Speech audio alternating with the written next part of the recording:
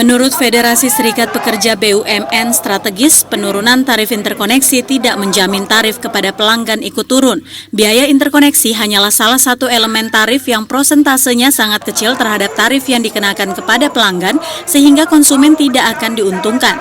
Justru dengan penurunan tarif interkoneksi, akan ada operator yang dirugikan sementara operator lainnya diuntungkan, terutama operator asing yang beroperasi di Indonesia, sehingga hal ini dinilai tidak adil.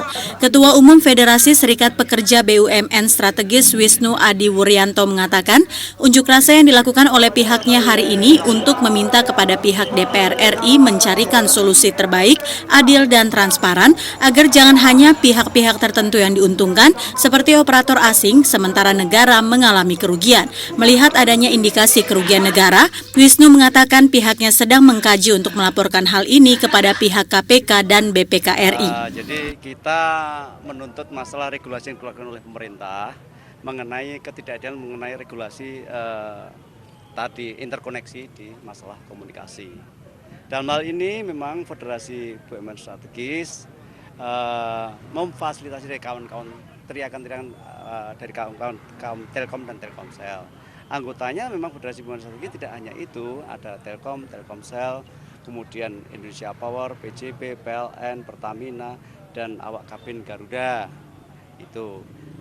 Makanya hari ini kita lakukan orasi untuk teriak ke umum supaya umum juga tahu. Entah mereka itu di dalam mau mendengar atau tidak, tapi yang jelas kita sudah sampaikan bahwa ini semata-mata bahwa Federasi BUMN Strategis ini berjuang dengan kawan-kawan ini bukan hanya untuk kepentingan perut. Yang jelas kepentingan bangsa dan negara. Ini Telkom dan Telkomsel adalah BUMN yang sifatnya strategis. Jadi seperti itu. Barangkali Bang Wisnu sebagai ketum bisa lebih jelas lagi memberikan urasannya, monggo Pak. Pak, tuntutannya itu sebenarnya yang diminta apa-apa aja gitu Pak? Tuntutannya sederhana. Menteri mau membuat kebijakan, ya, buatlah kebijakan yang fair, tidak merugikan satu pihak, menguntungkan pihak lain. Nah, Menteri rancangan kebijakannya itu merugikan BUMN, ya, dalam hal ini saya adalah Telkom dan Telkomsel, sementara menguntungkan operator-operator asing, ya kayak saya tidak akan sebut yang operator asing yang di Indonesia. Nah, silahkan Menteri gitu ya merenung kalau kebijakan itu dijalankan seperti apa negara ini, dan kalau kebijakan itu dijalankan saya Federasi akan memfasilitasi sampai dimanapun juga. Bahkan kalau itu jelas-jelas dari analisa merugikan negara, saya akan bawa ini ke KPK, saya bawa ini ke BPK, gitu, supaya diaudit prosesnya dan kerugian negara supaya ditakar oleh KPK. Tadi sudah bertemu dengan pihak DPR, hasilnya Pak? Pihak DPR sebetulnya tujuannya pada saat hari ini, gitu ya, mereka akan rapat kerja dengan Pak Rudiantara. Nah, saya akan mohon agar sebagian dari kita masuk ke dalam ruang sidang, tetapi sidangnya diundur.